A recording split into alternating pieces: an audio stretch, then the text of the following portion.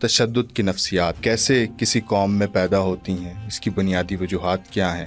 کیا یہ بچپن سے ہی ہماری تربیت میں کسی جگہ پیدا کر دی جاتی ہیں، یا کہ قوموں کی تاریخ اس میں کوئی مسائل پیدا کرتی ہے؟ ہم کیونکہ مسلمان ہیں اور ہمارے ہاں تو فرد اہم ہے اور فرد ہی الٹیمیٹلی جواب دہ ہے، تو ہم تو مسلسل یہ کوشش کریں گے نا کہ یہ اس نے چوری کی ہے، یہ چور بن نہیں گیا ہے، تو ہمیں اس کو واپس لے کے آنا ہے۔ یہ اس سے کوئی زیادتی ہو گئی ہے، یہ زیادتی کرنے والا نہیں بن گیا، اس کو ہمیں بہتر کر کے واپس لے کے آنا ہے۔ اب پریزنس ماڈرن دنیا میں وہ ریہیبلیٹیشن سینٹرز ہوتے ہیں، ہمارے ہاں پریزنس انسٹیٹیوشن آف کرمنلز ہیں، یعنی کہ اگر آپ چلے گئے ہیں پریزن میں تو وہ آپ کو اتنا اچھے سے ٹرین کرتے ہیں کہ باہر آ کے آپ اور بہتر طریقے سے جرم کر سکتے ہوتے ہیں، اور پھر نیٹ ورکنگ آپ کی وہاں پہ اتنی اچھی ہو جاتی ہے کہ پہلے آپ اتنا اچھا جرم نہیں کر سکتے جتنا بعد میں کر لیتے ہیں۔ تو ہمارے ہاں جو ایک ہائبرڈ سسٹم ہے چیزوں کو لے کر، اس کی وجہ سے بھی خاصا نقصان ہے۔ ہمارے ہاں جو گلی محلوں میں زیادہ تر لوگ رہتے ہیں اور تھڑے کا اور گلی محلے کا کلچر ہے، وہاں پر بچہ اصل میں بہت کم گھر سے سیکھ رہا ہوتا ہے اور بہت زیادہ باہر سے سیکھ رہا ہوتا ہے۔ تو ہمیں آگے سے یہ جواب ملتا ہے کہ جو خدا کا جو قانون ہے وہ سزا و جزا کے متعلق، خدا بھی تو ہمیں بہت ساری چیزوں کے متعلق ڈراتا ہے، فزیکل پین کے متعلق ڈراتا ہے۔ تو کیوں ڈراتا ہے؟ وہ اس لیے ڈراتا ہے کہ انسان بہتر ہو سکے۔ آپ کو ادھر برتری کی نفسیات تھی کہ ہم نے ایک پہلا ملک ہے کہ جس کو دنیا میں اسلام کے نام پر بنا لیا گیا ہے، مذہب کے نام پر بنا لیا گیا ہے، اور اس سے ظاہر ہے کہ ایک برتری کا جذبہ پیدا ہو جاتا ہے۔ اور دوسری طرف مسئلہ کیا ہے کہ غربت ہے، بے روزگاری ہے، مسائل ہیں، آپ کے نیبرز ہیں، آپ ایک سیکیورٹی سٹیٹ کے طور پر کام کر رہے ہیں، اور اس کے اندر سے آپ کو اپنے لیے وہ حالات اور وہ معاملات بھی نکالنے ہیں جس کی بنیاد کے اوپر آپ وہاں پہنچ سکیں۔ تو اب وہ دو تین طرح کی جو ایک نفسیات ہے وہ اس کے اندر پوری طرح اس کو جکڑ لیتی ہے۔ السلام علیکم خواتین و حضرات، بیلی بیٹھک کی ایک اور نشست میں آپ سب کو خوش آمدید۔ ہم ایک بار آپ کو پھر تنگ کرنے کے لیے حاضر ہو گئے ہیں کہ یہ نشست دوبارہ سے اس کا آغاز کیا گیا ہے، اور ہمیشہ کی طرح اس محفل میں ہمارے معزز مہمان جناب جواد احسن غامدی صاحب موجود ہیں۔ السلام علیکم۔ اور اسی کے ساتھ کچھ لیگل پوائنٹ آف ویو کے لیے ہمارے ساتھ ایڈوکیٹ شاہ زمان شامی صاحب موجود ہیں، اور میرا ساتھ دینے کے لیے محمد عبداللہ اور خادم زید بن ریاض آپ کی خدمت میں حاضر ہے۔ خواتین و حضرات، ہم مختلف موضوعات کو ڈسکس کرتے رہتے ہیں، اور یہ موضوع بھی گزشتہ چند دنوں سے ہمارے ہاں موضوع بحث بنا ہوا تھا کہ ہمارے ہاں تشدد پسندی مختلف حلقوں میں بڑھتی جا رہی ہے، چاہے سیاست کا میدان ہو یا سماج کے مختلف ڈھانچے ہوں۔ وہاں پہ ہم دیکھتے ہیں کہ اب عام لوگوں کے ہاں بھی ایک خاص قسم کی تشدد پسندی بڑھتی جا رہی ہے، چاہے وہ علمی حلقے ہیں یا غیر علمی حلقے ہیں۔ سیاست کے میدانوں میں بھی یہی مسائل ہمیں دیکھنے کو ملتے ہیں۔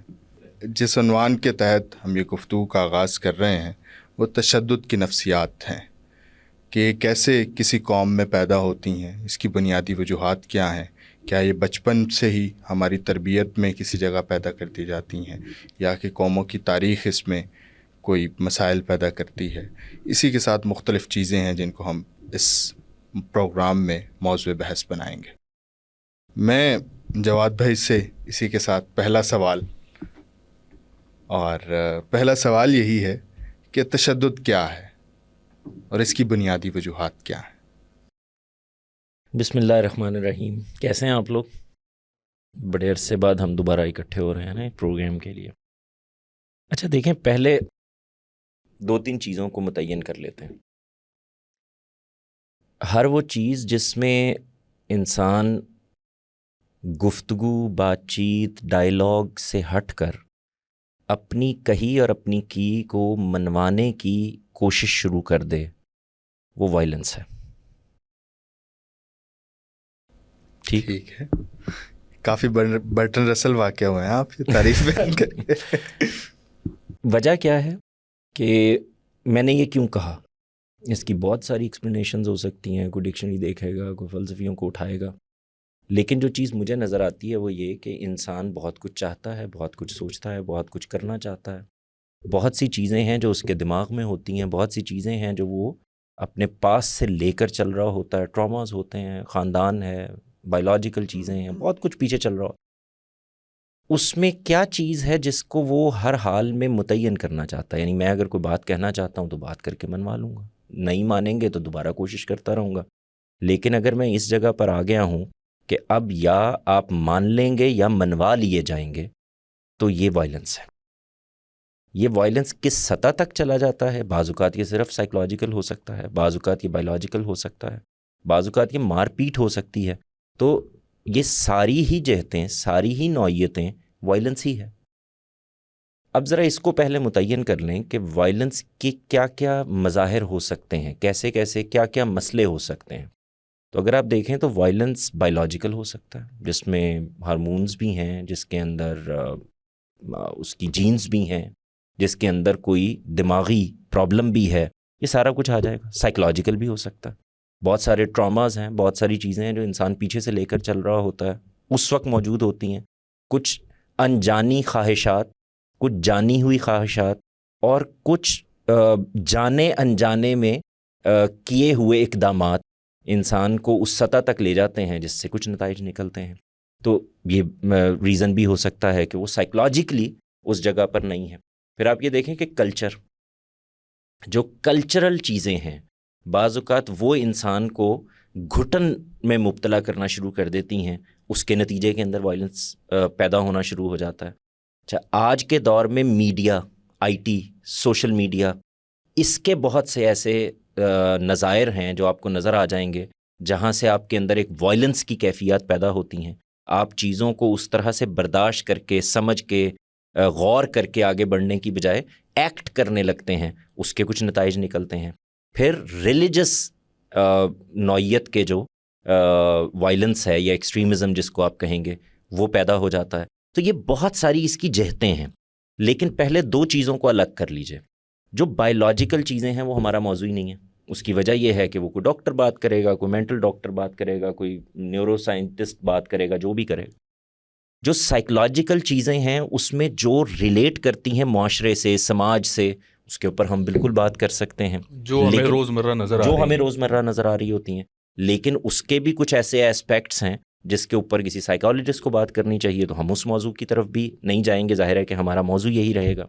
اسی طرح سے جو سوشل میڈیا سے ریلیٹڈ چیزیں ہیں، آئی ٹی سے ریلیٹڈ چیزیں ہیں، کمپیوٹر ہے، گیمز ہیں، اسلامک یا ریلیجس، میں بلکہ یہ کہوں گا اسلامک کا لفظ میں بالکل نہیں بولنا چاہوں گا، جو ریلیجس ایکسٹریمزم ہے، ریڈیکلنس ہے، یا آپ یوں کہیے کہ فنیٹسزم ہے، اس کے اوپر بھی، اس کے بھی بے شمار جہتیں ہیں جس کے اوپر بات کرنی چاہیے۔ تو میں نے آپ کو مختصراً یہ بتانے کی کوشش کی۔ اب اس میں ذرا ایک ایک کی مثال اگر لے کر دیکھیں تو آپ کو اس سے بھی اندازہ ہوگا کہ مثال کے طور پر جب ہم یہ کہتے ہیں کہ مجھے اپنی مرضی سے شادی کرنی ہے اور مجھے نہیں کرنے دی گئی، اب ایک نظر تھی، نظریہ تھا میرے ذہن میں، اس کے اوپر ایک اجازت ملنی تھی، اس اجازت کے بعد ایک ایکٹ ہونا تھا، اور اس ایکٹ کے نتیجے میں یا میری زندگی اچھی گزرنی تھی یا بری گزرنی تھی۔ یہ جو اچھی گزرنی تھی یا بری گزرنی تھی، پہلے اس کو روک دیا گیا ہے۔ اس کے نتیجے کے اندر میرے اندر ایک فرسٹریشن پیدا ہوتی ہے، میں چیزوں کو دیکھتا ہوں تو سوشلی، کلچرلی اگر آپ دیکھیں تو یہ میں نے ایک مثال آپ کو دی ہے، تو اس کے نتیجے کے اندر آپ کے اندر ایک جوش، جذبہ پہلے مرحلے میں پیدا ہوتا ہے، پھر اس کے بعد وہ اس حد تک چلا جاتا ہے کہ وہ وائلنس کی ایکسٹریم صورت اختیار کرنی شروع کر دیتا ہے۔ میں اگر یہیں پہ آپ کو روک کے ایک سوال کرنا چاہوں کہ یہ کہنا کہ یہ ایکٹ، یعنی آپ کی اوور آل ڈسکشن گفتگو سے یہی لگ رہا ہے کہ جیسے آپ اسے بالکل نیگیٹو سمجھ رہے ہیں، یعنی اگر میرا کوئی حق ہے، کسی شخص کا کوئی حق ہے، اور وہ حق حاصل کرنے کے لیے کوئی وائلنٹ رستہ اختیار کرتا ہے، کوئی ایسا رستہ جو یعنی وہ پہلے دوسرے راستے اختیار کر چکا ہے، اسے اس کا مقصد حاصل نہیں ہو رہا، اس کے بعد وہ وائلنٹ کوئی رستہ اختیار کرتا ہے، تو کیا اس کے بعد بھی ہم یہ کہیں گے کہ یہ غلط کیا جا رہا ہے؟ وائلنس کسی بھی صورت میں اور کسی بھی حال میں وائلنس ہی رہے گا اور نیگیٹو ہی رہے گا۔ وائلنس پازیٹیو نہیں ہو سکتا۔ اب اس کے لیے آپ لفظ تبدیل کریں گے۔ مثال کے طور پر میرے ہاں ڈاکو آ گئے ہیں، انہوں نے مارنا پیٹنا شروع کر دیا ہے، اب میں نے سیلف ڈیفense میں ایک اقدام کی، میں وائلنٹ نہیں ہوا، میں نے اس حد تک اقدام کیا ہے جس میں میری جان مال آبرو کو کوئی خطرہ لاحق ہوا ہے. تو اس کو الگ کریں, یہ وائلنس نہیں ہے. میں پہل کر دیتا ہوں اس کے نتیجے میں بھی, وہاں پر بھی یہ وائلنس نہیں ہوگا. اس کی وجہ یہ ہے کہ ٹریس پاسنگ ہوئی ہے, میرے گھر میں کوئی داخل ہو گیا ہے, اس نے ایک اقدام پہلے سے کر دیا ہے, اب تو میں اس کے اپنے بچاؤ کے صورت میں ایک ری ایکشن دے رہا ہوں. تو اس کو وائلنس سے الگ کر لیں. ہاں, یہ وائلنس کب ہو جائے گا؟ میں نے جتنی ضرورت تھی وہاں پر نہیں رکا. میں اس کی مثال دے دیتا ہوں. مثال کے طور پر یہ کہ وہاں پر ایک ڈنڈا مارنے سے کام چل سکتا تھا. اچھا, وہاں پاؤں میں ٹانگ میں گولی مارنے سے کام چل سکتا تھا, وہاں پہ کسی کو دھکا دینے سے کام, لیکن میں نے کیونکہ اس نے یہ اقدام کر دیا ہے تو آگے بڑھ کے اب اس کو مار دیا ہے, اس کی جان لے لی ہے. اس کو صرف قابو کرنے کے لحاظ سے نہیں بلکہ اب بدلہ لینے کی کیفیت میں مبتلا ہو گیا ہوں. جیسے ہمارے ہاں آپ نے کچھ اس طرح کے مناظر دیکھے ہوں گے کہ جس میں ایک چور بیچارہ پکڑا گیا ہے کسی جگہ پر. بیچارہ میں خود اس لیے بول رہا ہوں کہ کسی مجبوری میں ہی نکلا ہوگا, تو اس کو صرف پکڑ کر پولیس کے حوالے نہیں کر دیا. تھوڑا ایکسپلین ہونا چاہیے کہ مجبوری میں کوئی چور کیوں نکلے گا. بعد میں اس پہ بات کر لیتے ہیں ہم. میں نے اس لیے یہ کہا ہے کہ وہ بیچارہ کیوں بن گیا ہے, اس لیے بن گیا ہے کہ آپ نے اس کو پکڑا ہے, اس نے غلط اقدام کیا ہے, ریاست کے ادارے موجود ہیں, آپ اس کو پکڑیں گے, پولیس کے حوالے کر دیں گے. اب جو اقدام آپ کر رہے ہیں کہ آپ پورا ایک کراؤڈ اس کے اوپر پل پڑا ہے, اس کو مار رہے ہیں, اس کو زد و کوب کر رہے ہیں, اس کو جان سے بھی مار دیا تھا اگر آپ کو یاد ہو ایک واقعے میں, تو یہاں تک بھی ہو چکا ہے. یہ وہ رویہ ہے جس کو کسی صورت میں بھی, چاہے وہ چور ہے, ڈاکو ہے, اس کو نہیں مانا جا سکتا. تو یہ وائلنس یہاں سے ہوگا. یہ بڑا باریک سا ایک فرق ہے جس کو سمجھ لینا چاہیے. اس وقت میں آپ سے عرض یہ صرف کر رہا تھا کہ یہ وہ چیزیں ہیں جن کو میں نے ایک معاشرتی یا کلچرل ایسپیکٹ کی طرف آپ کو اشارہ کیا تھا کہ جہاں سے مسئلہ پیدا ہو. ایک اور دیکھیں, والدین تربیت ہی کرنا چاہتے ہیں, اپنی طرف سے ایک پازیٹیو اقدام ہی کر رہے ہوتے ہیں. اس تربیت کو کرنے میں انہوں نے اپنی طرف سے محبت میں ایک وائلنٹ رویہ اختیار کر لیا ہے. یہ وائلنس میرے دماغ میں بیٹھ گیا ہے اور اب میں اس کے ری ایکشن میں وائلنس کرتا چلا جا رہا ہوں. تو یہ ایک اور اس کی مثال ہے جس میں یہی نظر پیدا ہو جائے گی. اچھا, یہ جو وائلنس ری ایکشن میں ہوتا ہے, اس میں آپ دیکھیں کہ اس کے اندر ایک لذت بھی محسوس ہونے لگتی ہے کہ آپ کسی کو کنٹرول کرنا شروع ہو کہ آپ اب جیسے آپ کنٹرول کیے جا رہے تھے ایسے ہی آپ کنٹرول کرنے والے بن گئے ہیں. آپ نے اب کنٹرول کرنا شروع کر دیا, تو ایک لذت کا ایلیمنٹ بھی شامل ہونا شروع ہو جاتا ہے. اسی لیے آپ یہ دیکھیں کہ ایک ہے کسی کو مار دیا اور ایک ہے کہ مارنے کو باقاعدہ اپنی ہابی بنا لیا, سیریل کلرز بن گئے, ہے نا. تو اب کیا ہو رہا ہے, کسی کو مار دینا اصل میں اب مسئلہ ہی نہیں رہا, اس کے اندر وہ لذت محسوس ہونی. تو یہ ایکسٹریم شکل ہے جو اس سے پیدا ہو جائے گی. اسی طرح آپ ذرا ریلیجس جو میں نے آپ کو کہا تھا کہ اس کا ایسپیکٹ ہے, اس کو بھی لیجئے.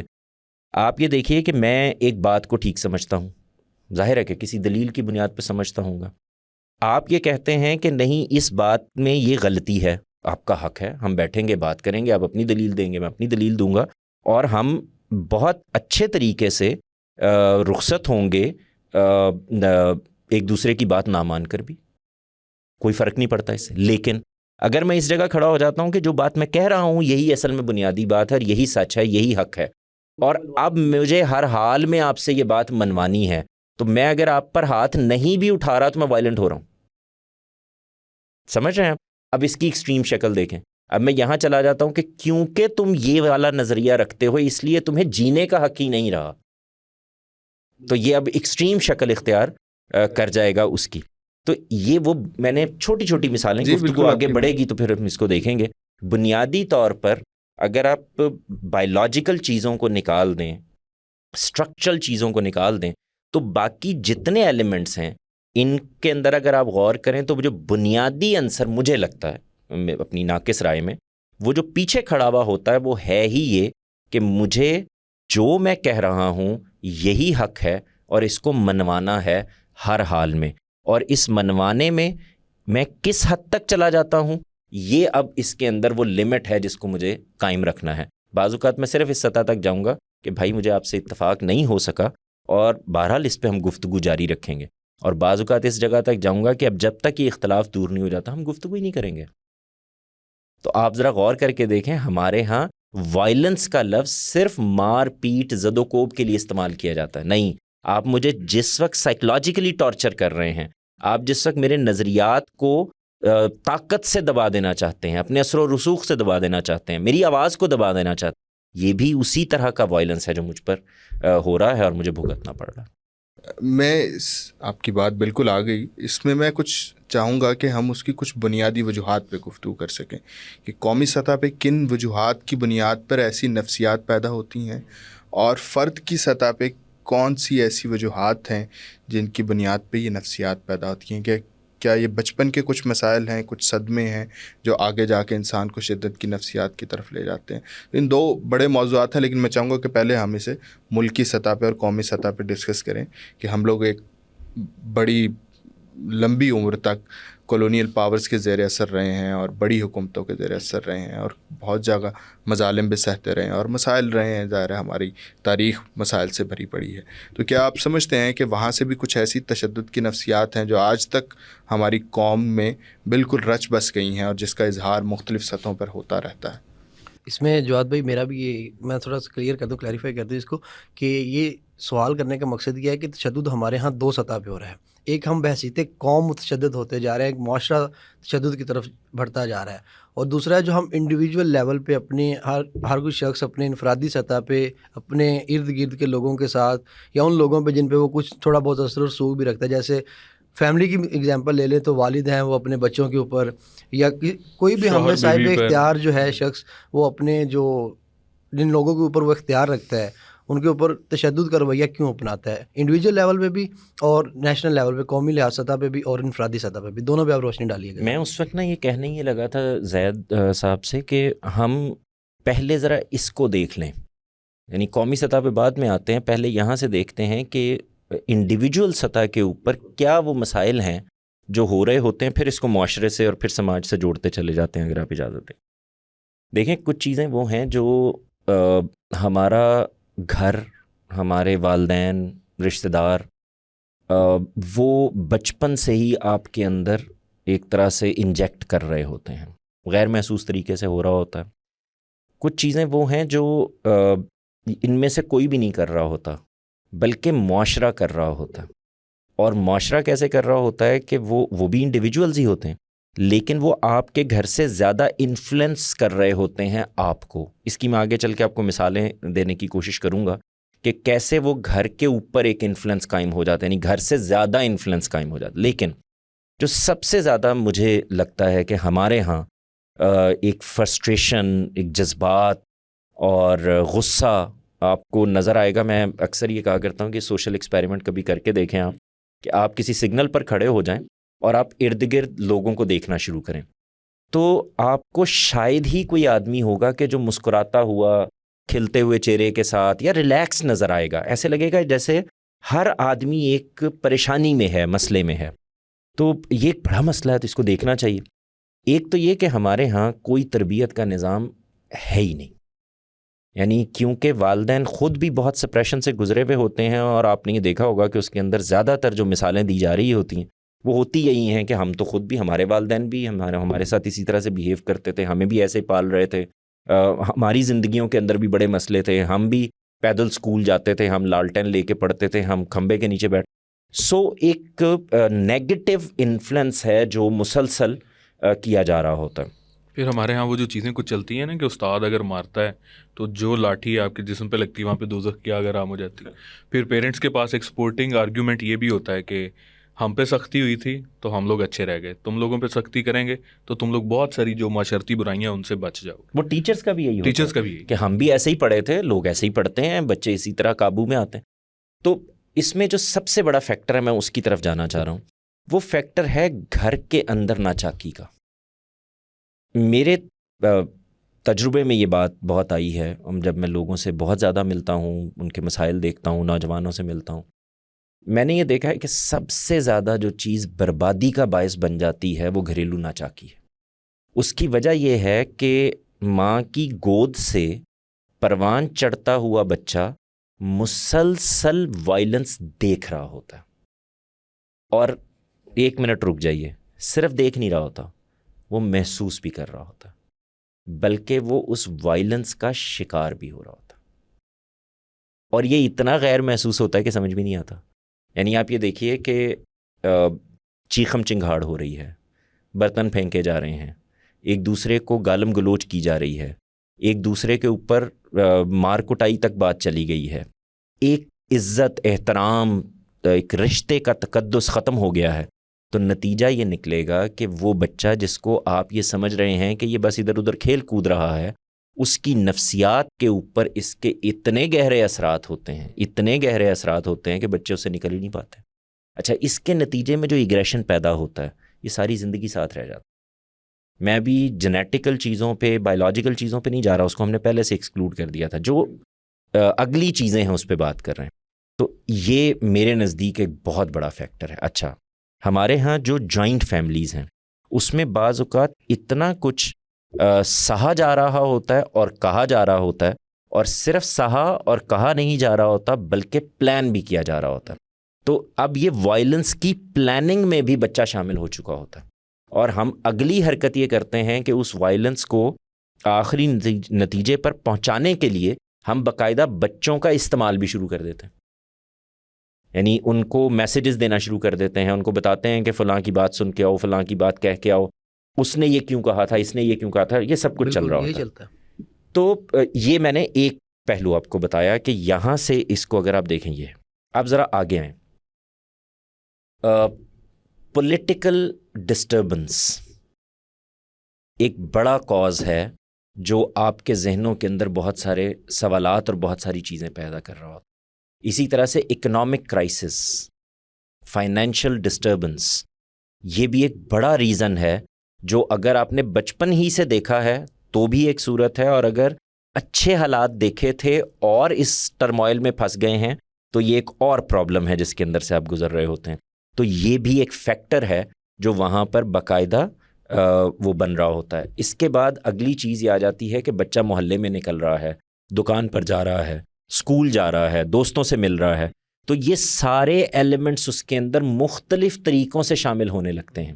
یعنی ہمارے ہاں جو گلی محلوں میں زیادہ تر لوگ رہتے ہیں اور تھڑے کا اور گلی محلے کا کلچر ہے، وہاں پر بچہ اصل میں بہت کم گھر سے سیکھ رہا ہوتا ہے اور بہت زیادہ باہر سے سیکھ رہا ہوتا ہے، کیونکہ اس کے نزدیک وہ جو باہر سے اس کو ایک لگژری مل رہی ہوتی ہے، انوائرمنٹ کی، چیزوں کی، شغل میلے کی، وہ نہیں میسر ہوتی، اور اس کے لیے وہ چیزیں پہلے مرحلے میں نارملائز ہونا شروع ہو جاتی ہیں کہ یہ کوئی مسئلہ نہیں ہے. جیسے آپ کو پہلے مرحلے میں تھپڑ سے ڈر لگے گا اور کھا لینے کے بعد یہ محسوس ہوگا کہ اچھا ٹھیک ہے، پڑ جاتا ہے. تو یہ جو یوز ٹو کر دینا ہے کسی چیز سے، یہ بھی ایک پرابلم کا باعث بن جاتا ہے. تو یہ وہ فیکٹرز ہیں جو انسان کو، بچے کو بچپن سے ہی اپنے ساتھ لے کے چلنا شروع کر دیتے ہیں. تو اگلی چیز جو جسے کہتے ہیں نا کہ آخری ہتھوڑے کا کام کرتی ہے، وہ یہ کہ اگر آپ یہ وائلنس بھی لے چکے ہوں، اس کے نتیجے میں آپ کو سائیکولوجیکل ایشوز بھی ہو چکے ہوں، اور پھر آپ معاشرے میں بھی نکل آئیں، تو یہ پھر سونے پہ سہاگا ہے. یہ لیتھل کمبینیشن ہے، کیونکہ آپ کے ہاں محرومیاں پہلے جنم لے چکی ہوتی ہیں، وائلنس اندر جنم لے چکا ہوتا ہے، تشدد کی نفسیات بن چکی ہوتی ہے، زور زبردستی چلا کر بات منوانے کا ایلیمنٹ آپ کے اندر آ چکا ہوتا ہے. اب اس کو اصل میں ری انفورسمنٹ مل رہی ہوتی ہے باہر سے پہلے مرحلے میں. آگے چل کے وہ کہاں جاتی ہے اور اس کے پھر کیا نتائج نکلتے ہیں، یہ اگلی بات ہے. یعنی ہم ابھی نتائج پر نہیں گئے، ابھی تو ہم صرف یہ دیکھنے کی کوشش کر رہے ہیں کہ مسائل کیا ہیں جو اس میں پیدا ہو جاتے ہیں. پھر ہے اسکول. آپ جس وقت اسکول میں چلے جاتے ہیں تو ہمارا اسکولنگ کا جو نظام ہے سارے کا سارا، وہ گریڈز اورینٹڈ نظام ہے. اس میں نمبر لینے ہیں، آپ کو ٹاپ کرنا ہے، فرسٹ سیکنڈ تھرڈ آنا ہے، برتری کی نفسیات بھی پیدا ہوتی. تو یہاں پر بھی آپ کو ایک انسان کے طور پر نہیں، آپ کے انٹرسٹ کے لحاظ سے بھی نہیں، آپ کے شوق کے لحاظ سے بھی نہیں، بلکہ صرف اس لیے پڑھایا جا رہا ہوتا ہے کہ تمہیں ہر حال میں نمبر اچھے لینے ہیں، اور والدین کی دلچسپی بھی اسی سے ہوتی ہے. تو نتیجہ یہ نکلتا ہے کہ پہلے ایک فرسٹریشن پیدا ہوتی ہے، اس فرسٹریشن کے نتیجے کے اندر ٹیچرز اور والدین دونوں کی مار کوٹ سے وائلنس پیدا ہونا شروع ہوتا ہے، اور پھر اس وائلنس کے نتیجے میں آپ خود ری ایکٹیو ہونا شروع ہو جاتے ہیں۔ اس ری ایکشن کا الٹیمیٹ نتیجہ جب آپ کو کچھ بھی حاصل نہیں ہوتا، یعنی آپ نے مار بھی کھا لی ہے، مسائل بھی ہو گئے ہیں، آپ کی اکنامک صورتحال بھی بہتر نہیں ہوئی، آپ کوئی کام بھی نہیں کر سکے، آپ اس طرح سے آگے بھی نہیں بڑھ سکے، تو اب دو چیزیں آپ کو مزید مارنا شروع کر دیتی ہیں۔ ایک یہ کہ کاش میں نے بچپن میں ان کی بات مان لی ہوتی، تو ایک آپ کے اندر ایک جذبہ سا پیدا ہوتا ہے، یعنی ایک محرومی پیدا ہوتی ہے، اور اس کے نتیجے کے اندر اگلی چیز پیدا ہو جاتی، وہ یہ کہ اچھا اب اس کا نتیجہ کیا نکلے گا، تو غصہ پیدا ہوگا، غصہ نکلنا شروع ہوگا، وہ غصہ نکلتے نکلتے ایکسٹریم شکل اختیار کرے گا اور پھر یہ وائلنٹ ہوتا چلا جائے گا۔ یہ وہ پروسیس ہے جو پھر یہاں سے پیدا ہونا شروع ہو جاتا ہے۔ آخری چیز جو اس کے اندر فیصلہ کن ثابت ہو جاتی ہے، اور وہ میں نے بہت ساری جگہوں پہ دیکھا ہے، وہ یہ کہ آپ ایک نئے رشتے میں بندھ گئے ہیں۔ انسان کی زندگی میں دو پہلو ہیں، میں کہا کرتا ہوں ایک پری میرج زندگی ہے اور ایک پوسٹ میرج زندگی ہے۔ تو جیسے ہی آپ کی شادی ہو جاتی ہے تو آپ کا وہ وائلنس ادھر بھی اگر نکلنا شروع ہو گیا ہے اور نظر آنا شروع ہو گیا، تو آپ یوں سمجھیں کہ اب اس نے انڈے بچے دینے شروع کر دیے، کیونکہ اب اگلی ماں اور اگلا بچہ وہ بھی اسی سے گزرے گا، اور اگر وہ اگلی ماں سمجھدار نہیں ہے اور وہ اس وائلنس کو وائلنس ہی سے روکنا یا کاؤنٹر کرنا چاہتی ہے، تو یہ 10 گنا ہو جائے گا، اور یہ اتنا بڑھ جاتا ہے کہ اس کے نتیجے میں پھر آپ کے اندر وہ جو ایکسٹریم وائلنس کی شکلیں ہیں وہ پیدا ہونی شروع ہو جاتی ہیں، کیونکہ وہاں آپ کا بس چل رہا ہوتا ہے، والدین کے اوپر نہیں چل رہا تھا۔ تو اب آپ کے اپنے بچے ہیں، اپنی بیوی ہے، آپ کا بس بھی چل رہا ہے، تو آپ کی ساری فرسٹریشن، سارا غصہ، سارا جو ایکسٹریمزم ہے وہ وہاں پہ نکل جاتا ہے۔ اگر میں آپ سے یہ سوال کروں کہ یہ جتنے مسائل آپ نے بیان فرمائے ہیں بچپن سے لے کے اور مختلف زندگی کے مرحلوں سے انسان گزرتا ہے اور اس کے بعد یہ بیہیویئر پیدا ہو جاتا ہے اس کے ہاں، تو کیا یہ سارے معاملات سے تو ہر انسان گزر رہا ہوتا ہے؟ یہ بیہیویئر نہ پیدا ہونا یہ حیران کن بات ہوگی، اس کا پیدا ہو جانا تو بالکل نیچرل ہوگا۔ آپ نے بہت خوبصورت بات کہی زید۔ دیکھیں ہمارے معاشرے میں یہ بات بالکل ٹھیک ہے کہ یہاں پر حیرت اس وقت ہوتی ہے کہ جب اسی سٹرکچر میں سے بہتر لوگ بھی نکل آتے ہیں۔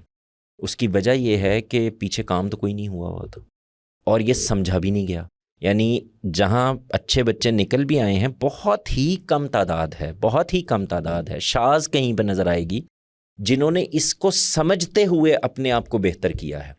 بلکہ ہوا یہ ہے کہ زندگی کے بدلتے ہوئے رنگ ان کو بے رنگ کر گئے ہیں، یعنی وہاں سے وہ صورت ہی ختم ہو گئی ہے جس صورت کے اندر سے ان کے لیے وہ وسائل پیدا ہونے تھے جس میں وہ کر سکیں۔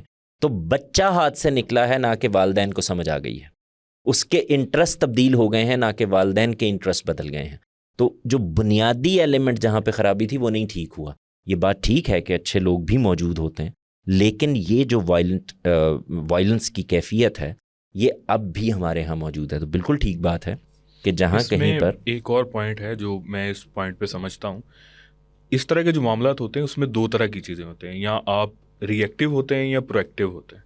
جب آپ ری ایکٹیو ہو کے بیہیو کر رہے ہوتے ہیں تو آپ کئی دفعہ بہت سارے شر میں سے خیر نکال لیتے ہیں، یعنی کہ ایک بچہ یہ سوچ سکتا ہے، جس طرح سے شروع میں ہم نے گفتگو کی کہ جو ٹیچر حضرات ہیں یا پیرنٹس ہیں وہ بچوں پہ جب ظلم کر رہے ہوتے ہیں تو وہ یہ کہتے ہیں ہم بھی ایسے ہی پڑھے تھے، ہم بھی ایسے ہی بڑے ہوئے ہیں، اور دوسری طرف ہو سکتا ہے کہ بچہ کل کو پھر یہی دلیل دے دے اپنے بچوں کو، اپنے اسٹوڈنٹس کو، اور ہو سکتا ہے وہ یہ کہے کہ چونکہ میرے ساتھ یہ ایک برا رویہ، ناروا سلوک رکھا گیا تھا تو مجھ پہ جو تشدد ہوا تھا میں نہیں چاہتا اب اگلی نسل پہ وہ ہو۔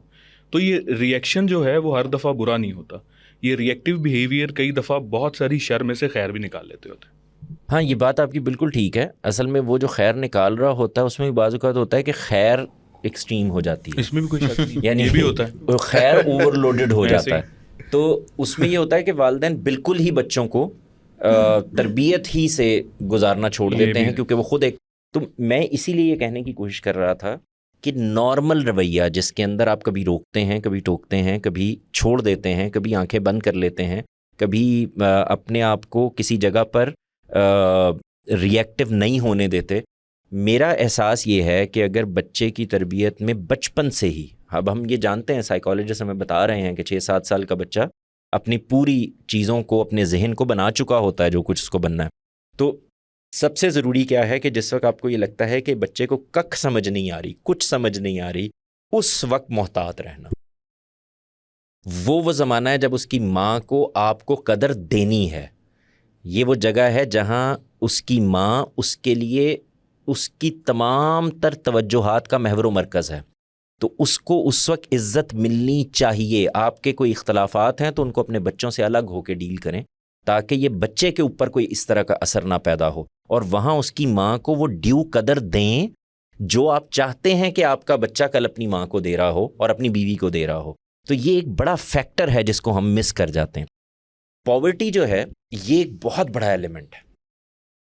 اس کی وجہ یہ ہے کہ اگر آپ کے حالات ہمیشہ تھے اور اب آپ کو یہ نظر آنے لگا ہے، لگنے لگا ہے، آپ نے یہ سمجھ لیا ہے کہ یہ اب ہمیشہ رہیں گے، تو یہ جس طرح کی فرسٹریشن پیدا کرتا ہے ابھی دو ہی کام کرے گا. پھر وہی پازیٹیو. اگر میں یہ چاہتا تھا کہ ہم یہ جو معاشی مسائل کی گفتگو ہے، یہ ہم اس بنیادی ایک وجہ ہے جس پہ گفتگو کے بعد میں چاہتا تھا کہ ہم اس جانب آئیں کہ تاریخی لحاظ سے کچھ قوموں کے ہاں ہم دیکھتے ہیں کہ کچھ مسائل ایسے لگتا ہے جیسے کہیں بنیاد میں پائے جاتے ہیں. زیادہ ایک بات میں بھول گیا، اگر آپ اجازت دیں. بہت ساری جگہوں پہ یہ کہا جاتا ہے کہ وائلنس کی ایک وجہ لیک آف ایجوکیشن ہے. میرا ایک تھوڑا سا اعتراض ہے.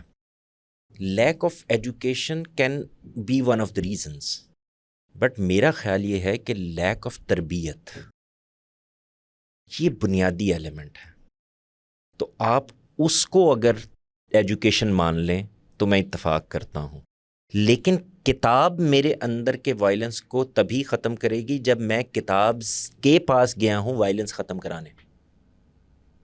آپ سمجھ رہے ہیں نا؟ بالکل. یعنی میرا یہ جذبہ پیدا ہو گیا ہے کہ اب میں بہتر ہونا چاہتا ہوں، اور میں نے اب اپنے آپ کو مختلف ہابیز میں، مختلف مشاغل میں ڈال لیا ہے، پڑھنا شروع کر دیا ہے اور چیزوں میں ڈال لیا ہے، یعنی اپنے آپ کو مختلف ڈائیورسیفائڈ قسم کی چیزوں کے اندر لے گیا ہوں. لیکن جو چیز فیصلہ کن ہوگی وہاں وہ تربیت ہے. بالکل آپ کی بات ٹھیک ہے. میں یہی کوشش تھی کہ ہم اس پروگرام کا پیٹرن کچھ اس طرح سے ہی رکھیں کہ ہم پہلے کچھ وجوہات پہ گفتگو کر لیں، اس کے بعد پھر ہمارے وکیل دوست بھی ساتھ بیٹھے ہیں، ہم ان سے بھی پوچھیں گے قانون سازی کے ذریعے کس حد تک یہ اس معاملے پہ قابو پانے میں کامیاب ہوئے ہیں اور کس حد تک قابو پایا جا سکتا ہے مزید. لیکن میں پھر واپس اسی طرف جاؤں گا جو سوال بنیادی تھا کہ ہم قومی سطح پہ کچھ مسائل ہمیں درپیش رہے ہیں تاریخی طور پر، اور وہ مختلف قوموں کے ہاں رہے ہیں، صرف ہم جس ملک میں بستے ہیں وہاں کے نہیں مسائل. یعنی جرمنی نے بھی ہٹلر کو برداشت کیا تھا، اور افغانستان نے بھی اسامہ بن لادن کو دیکھا ہے، اور انڈیا مودی کو دیکھ رہا ہے. تو اس طرح کے مسائل بہت سی قوموں کے ہاں رہے ہیں، یعنی تشدد پسندی کے اور ایک گروہ کی شناخت کے اور اجتماعی تشدد کے مسائل. لیکن ہم مختلف مسائل کا شکار اس طرح رہے ہیں کہ ہم تاریخی طور پہ ایک بہت لمبے عرصے تک ایک بڑی سپر پاور اور ایک کولونیل پاور کے زیر سایہ ایک لمبا عرصہ ہم نے گزارا ہے. اس میں مختلف نسلیں ہماری پروان چڑھی ہیں، مختلف نفسیات ڈیولپ ہوئی ہیں. اس میں ہم دیکھتے ہیں کہ ہمارے ہاں ساتھ ہی رہنے والے ملک میں ایک مختلف کچھ نظر آتا ہے کہ جیسے مختلف نوعیت کی نفسیات پیدا ہوئی. وہاں پہ آغاز میں یوں لگتا ہے کہ لوگوں نے کوشش کی کہ وہ نفسیات کو تبدیل کرنے کی کوشش کریں، اس طرح کی قانون سازی کریں، اس طرح کے ادارے ترتیب دیں. اور ہمارے ہاں کیا آپ بھی سمجھتے ہیں کہ یہ کچھ مسائل، تشدد کے کچھ مسائل اور اس کی نفسیات کے کچھ مسائل ہمارے، چونکہ ہم اتنے عرصے تک کولونیل پاورز کے زیر سایہ رہے ہیں، اس وجہ سے پیدا ہوئے؟ تھوڑا سا اس سے بھی پیچھے چلے جائیں. ہم اگر آپ شروع کے 200-300 سال نکال بھی دیں تو ہم نے 600-700 سال کم و بیش، زیادہ ہے میں احتیاطاً برت رہا ہوں، یہ 600-700 سال تو دنیا پر ہم نے حکومت کی. میں بھی یہی چاہ رہا تھا کہ آپ، اور مجھے امید تھی آپ یہاں چلے جائیں. یہیں سے شروع ہوگا. ہم نے اور بڑے پیمانے پہ کی ہے. میں نے کوشش کی کافی پیچھے چل جائیں، لیکن میرے سے پیچھے وہ چلے گئے. اچھا، اس کے بعد ہم مغلوب ہو گئے. جب ایک بہت بڑی طاقت مغلوب ہو جاتی ہے تو اس سے ایک نفسیات پیدا ہوتی.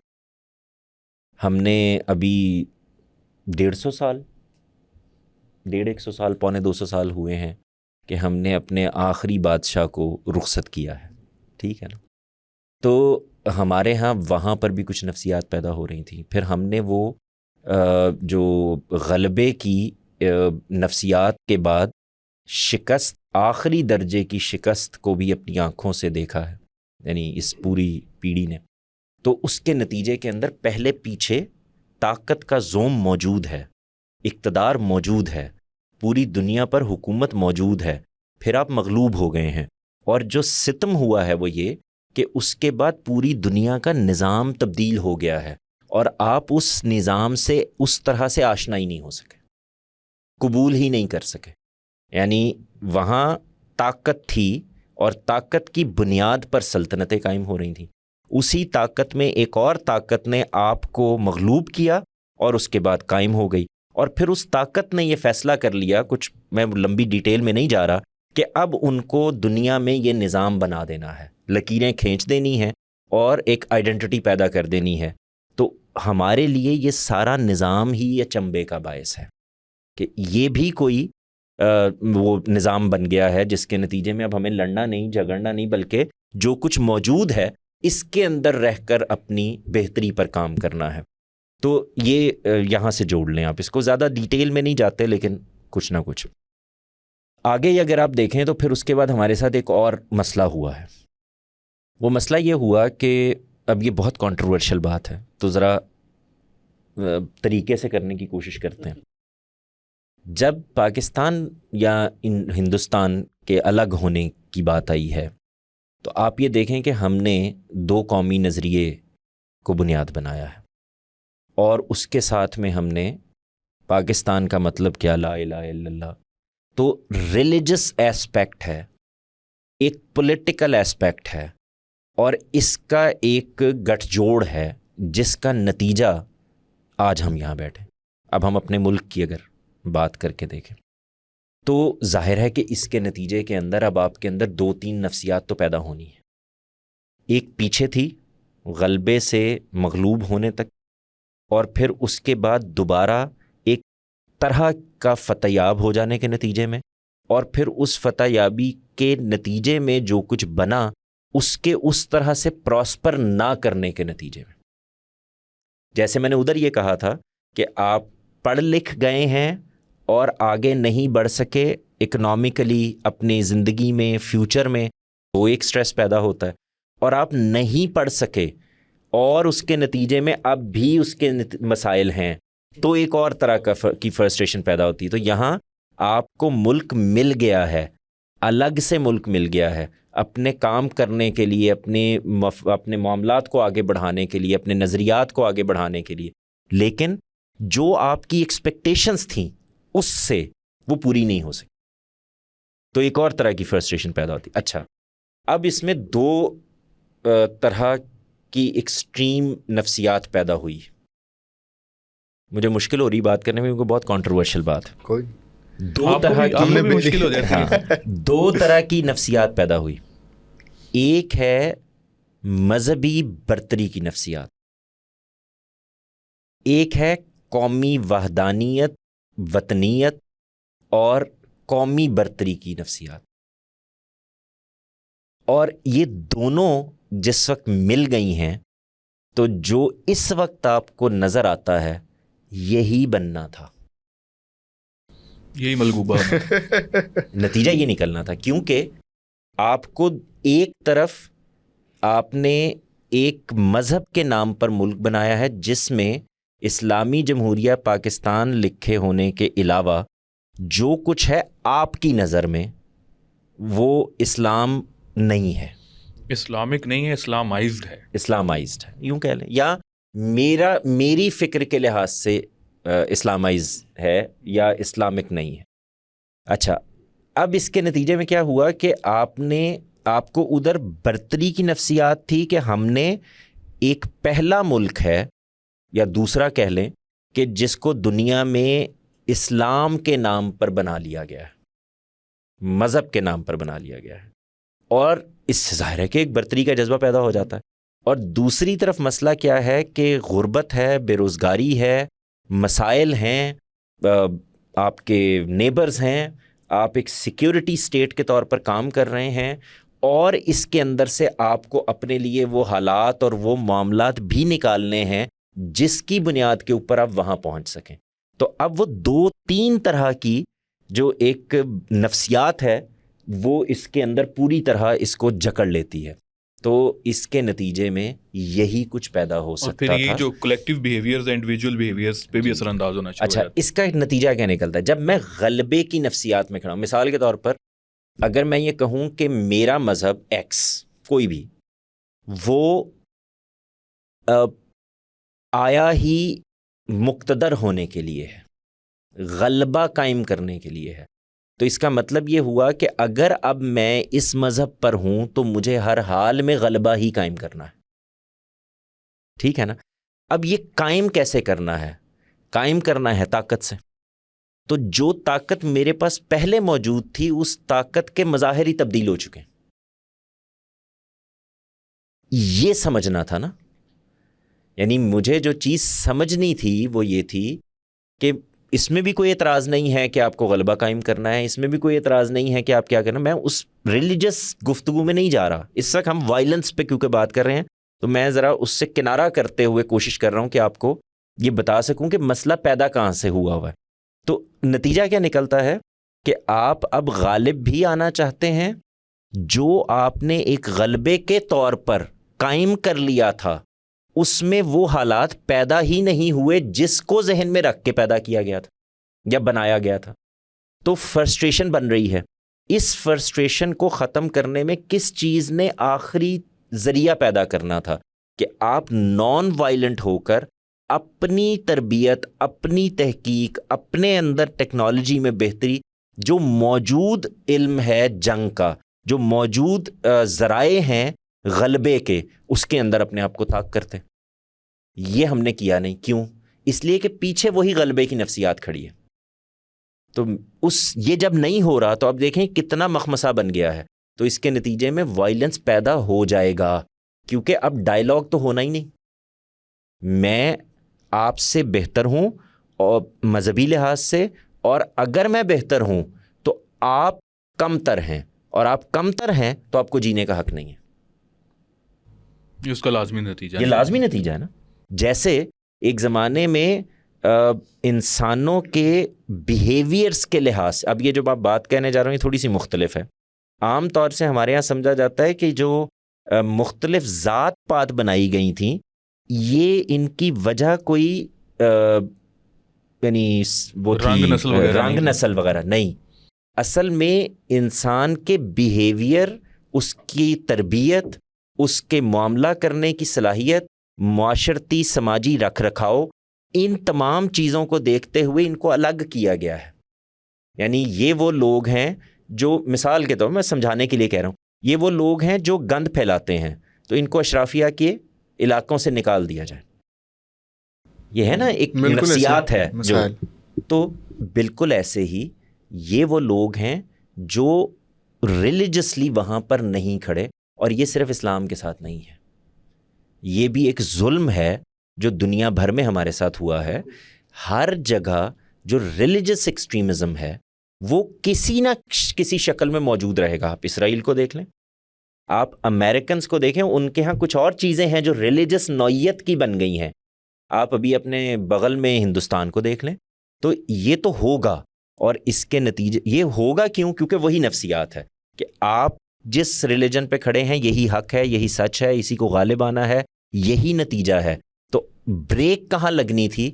بات کرنے, ایک دوسرے سے بات سمجھنے, اپنا موقف بیان کرنے اور دوسرے کے سمجھنے کی حد تک. یہ وہ لائن تھی جس کو پھر ہم کراس کر جاتے ہیں. لیکن بھائی جس طرح ابھی آپ نے بات کی اور ہماری ایک 1000 سالہ تاریخ کا, مبیش 1000 سالہ تاریخ کا حوالہ دیتے ہوئے کہا کہ ہم کس طرح عروج و زوال سے گزرے اور یہ ہمارے اندر ایک نفسیات کس طرح ڈیولپ ہوئی. لیکن جب ہم اقوام عالم میں بہت ساری قوموں کی تاریخ کو دیکھتے ہیں اپنے ساتھ, وہ بھی ان قوموں نے بھی دنیا میں ایک خاص عروج دیکھا ہے, لیکن وہ ایک زوال کا شکار بھی رہے ہیں. لیکن وہ قومیں جس طرح ہم یورپ یا مغربی دنیا کو دیکھ لیں, یا اور بھی ہمارے ساتھ ریلیجس کنٹریز بھی جس طرح ہیں, لیکن وہ ایک ڈاؤن فال کے بعد ان میں یہ خاص نفسیات پیدا نہیں ہوئی. انہوں نے اس نفسیات کو اپنے اندر پیدا نہیں ہونے دیا. اس کی ایک خاص وجہ کیا ہے؟ ہمارے اندر پیدا ہوگی جس طرح آپ نے بتایا. لیکن جس طرح ہم جیوز کو دیکھتے ہیں تو انہوں نے اس مائنڈ سیٹ کو اپنے حصہ نہیں بنایا. وہ نکلے ہیں اور ایک دفعہ پھر دنیا میں ایک قوم کی حیثیت سے اٹھ کھڑے ہوئے ہیں. لیکن ہمارے ساتھ انفارچونیٹلی اس طرح نہیں ہے. جنگ یا کسی بھی طرح کی لڑائی یا عروج و زوال میں جو سب سے اہم چیز ہوتی ہے وہ یہ کہ آپ یہ تسلیم کر لیں کہ آپ کو شکست ہو گئی، تسلیم کر لیں۔ اس کے بعد اصل میں آپ کا دوسرا جذبہ شروع ہوتا ہے، اور وہ جذبہ یہ ہوتا ہے کہ جب ہمیں شکست ہو گئی ہے، ہم شکست کھا چکے ہیں، اب ہمیں کرنا کیا ہے؟ تو دو طرح کے کام کرتی ہیں قومیں۔ ایک یہ کہ وہ پیچھے ٹیک لگا کر بیٹھ جاتی ہیں اور یہ سوچتی ہیں کہ اب ہمیں خود کو کیسے بہتر کرنا ہے، اور دوسری یہ ہوتی ہے کہ ایسی کی تیسی ہمارے ساتھ یہ ظلم ہوا ہے اور اب ہم اس کو ہر حال میں حاصل کر کے رہیں گے جس طرح مرضی۔ تو جو پہلی نفسیات ہے وہ بہت سے لوگوں نے صلیبی جنگوں کے بعد بھی اور یہاں یہود میں بھی جو چیز بنیادی کردار ادا کی ہے وہ یہ کہ اس کے بعد وہ اپنی ترقی پر اور یہ سمجھ گئے کہ اس وقت دنیا میں دیکھیں، ایک زمانے میں جو چیز فیصلہ کن ہو گئی تھی وہ سمندروں کے اوپر انسان کا قابو پانا تھا، پھر اس کے بعد جو چیز فیصلہ کن ہو گئی تھی وہ منجنیق اور توپ جیسی چیزیں تھیں جن کی تو اس کا مطلب یہ ہے کہ جو چیزیں سائنسی لحاظ سے آپ دریافت کرتے جاتے ہیں، ایجاد کرتے جاتے ہیں اور اس سے بہتری ہوتی چلی جاتی ہے، تو اب وہ بہتری بہت تیز ہو گئی ہے۔ آپ کو ادھر محنت کرنی تھی، اور وہ محنت ہو ہی نہیں سکتی جب تک آپ جذبات سے باہر آ کر، جسے کہتے ہیں نا، ذہن لگا کر، دماغ لگا کر بیٹھ کر اپنی ترقی پر کام نہیں شروع کر دیتے۔ اور اس کے لیے سب سے ضروری کیا ہے کہ آپ اصل میں امن کے مواقع تلاش کرتے ہیں، کہ آپ کو وہ سپیس ملے جس سپیس میں آپ خود پر کام کر سکیں۔ اس کی ایک بڑی مثال ہمارے ہاں چائنا کی ہے، یعنی آپ دیکھیں کہ بہت سے کانفلکٹس کو انہوں نے اوائڈ کیا ہے، وہ براہ راست کسی کانفلکٹ میں جانے کے لیے تیار نہیں ہوتے اور انہوں نے صرف اپنے اوپر کام کرتے رہے ہیں۔ اسی طرح سے اگر آپ ادھر بھی دیکھیں تو یعنی 200-250 کے قریب جو نوبل انعام یافتہ لوگ ہیں وہ دیکھیں کہاں پر ہیں، ٹیکنالوجی کی ترقی کہاں سے ہو رہی ہے۔ اس کا مطلب یہ ہے کہ کچھ لوگوں نے یہ سمجھ لیا کہ شکست کے بعد یہ وہ راستہ ہے جس سے اب آگے بڑھا جا سکتا ہے، اور کچھ لوگ شکست کھا کر بیٹھ گئے اور یہ سمجھ لیا کہ نہیں، ہمیں دوبارہ عروج ہی حاصل کرنا ہے، اور وہ وائلنس سے ہوگا، ایکسٹریمزم سے ہوگا، لڑ کر ہوگا، مار پیٹ کر ہوگا۔ تو نتیجہ کیا نکلا کہ آپ اس بیس سے دور ہوتے چلے گئے۔ تو میرا یہ خیال ہے کہ یہ وہ بنیادی خامی ہے جو ہم میں اور ان لوگوں میں آپ کو نظر آ جاتا۔ جی شازمان بھائی، ہم نے اس گفتگو کو بڑے اچھے طریقے سے چلانے کی کوشش کی، لیکن میں چاہتا ہوں کہ ہم اسی گفتگو میں کچھ قانونی پہلوؤں کا بھی جائزہ لیں۔ جس طرح میرا یہ سوال ہے کہ جو ہم سوسائٹی میں انفرادی سطح پہ اور ایز اے سوشل فنومینا دیکھتے ہیں کہ تشدد کی جو نفسیات ہے وہ دن بدن بڑھتی جا رہی ہے، تو آپ ہمیں اس بارے میں آگاہ کریں کہ جو ماڈرن لیجسلیشن ہے، جدید قانون سازی ہے، کیا وہ تشدد کی نفسیات پر کسی حد تک قابو پا رہی ہے؟ اگر قابو پا رہی ہے تو کس حد تک کامیاب ہوئی ہے، یا اگر کامیاب نہیں ہوئی تو اس کے عوامل کیا ہیں، اور ہم کس طریقے کو اپناتے ہوئے ماڈرن لیجسلیشن سے ہم یہ جو تشدد کی نفسیات ہمارے اندر انفرادی سطح پہ اور قومی سطح پہ ڈیولپ ہوئی ہے اس پہ کنٹرول کر سکتے ہیں، اس پہ قابو پا سکتے ہیں؟ خاصا کمپریہنسو سوال آپ نے پوچھ دیا ہے، اس کو آپ جز میں توڑ لینا۔ ہاں، اس میں یہ چیز ہے کہ سب سے پہلے سمجھنا چاہیے وائلنس کیا ہے۔ اس میں جو جواد صاحب نے جواب دیا وہ خاصا کمپریہنسو تھا، میرا نہیں خیال کہ اس پہ مزید کچھ بات کرنے کی ضرورت ہے، کیونکہ وائلنس کو جب آپ بطور ایک بیہیویئر لیں گے تو وہ اتنا ہی کمپریہنسولی بیان ہو سکتا ہے جتنا انہوں نے کر دیا۔ اگلی چیز اس میں یہ ہے کہ لاء کی ڈومین کہاں سے شروع ہوتی ہے؟ وہ شروع ہوتی ہے کہ جب وائلنس اس نہج پر پہنچ گیا ہے کہ آپ کو اب اسے کرمنلائز کرنا پڑ رہا ہے۔ عام طور پہ لاء میں 4 ہی چیزوں کو وائلنس کی جو براڈر کیٹیگریز ہیں، اور ان کی میننگز بھی اتنی براڈر ہیں، پھر وہ 4 چیزیں ہیں۔ سب سے پہلے ہومیسائڈ ہے، اس کے بعد اسالٹ ہے، اس کے بعد آپ کے پاس رابری آ جاتی ہے، اور اس کے بعد آپ کے پاس ریپ آ جاتا ہے۔ یہ 4 چیزیں ہیں، یہ کمپریہنسو ہیں اور تھوڑا براڈر میننگ میں ہیں۔ تو اس لیے جو ہومیسائڈ ہے اس میں ہر طرح کا قتل آ جائے گا، جس بھی طرح سے کسی کو مارا گیا ہے۔ باقی چیزوں میں اسی طرح سے اس کا براڈر میننگز آ جاتے ہیں۔ اب اس میں چیز اس طرح سے ہے کہ ہم وائلنس کو پہلے انڈیویجول سطح پہ دیکھ لیتے ہیں کہ ہمارے یہاں لیجسلیشن کون سی ہوئی ہے، دنیا میں کس طرح سے اس کو دیکھا گیا، پھر اس کو کولیکٹیو سطح پر بھی دیکھ لیتے ہیں کہ قوم یا اسٹیٹ جس وقت وائلنٹ ہو جاتی ہے تب لا پھر اس کو کس طرح سے ڈیل کر رہا ہے. اس سے پہلے ایک چیز بتانی میرا خیال ہے کہ ضروری ہے کہ لا کی ڈومین اصل میں کیا ہے. جب بھی آپ وائلنس کو کرمنلائز کریں گے یا کسی بھی اور ایکٹ کو کرمنلائز کریں گے, لا جیسے باقی جگہوں پر کام کرتا ہے ویسے یہاں پر بھی کام کرتا ہے. کسی کا رائٹ انفرنج ہوا ہے, یعنی کہ کسی کی حق تلفی ہوئی ہے یا کسی کے جان مال آبرو کے خلاف زیادتی ہوئی ہے, یہی دو ڈومینز رہیں گی جس میں لا نے کام کرنا ہے. وائلنس کا بھی یہی ہے کہ وائلنس جب اس نہج پر پہنچ گیا کہ اس کو کرمنلائز کرنا پڑ رہا ہے تو دو ہی چیزیں ہوں گی کہ اب وائلنس سے کسی کی حق تلفی ہو رہی ہے یا اب وائلنس سے کسی کی جان مال آبرو کے خلاف زیادتی ہو رہی ہے.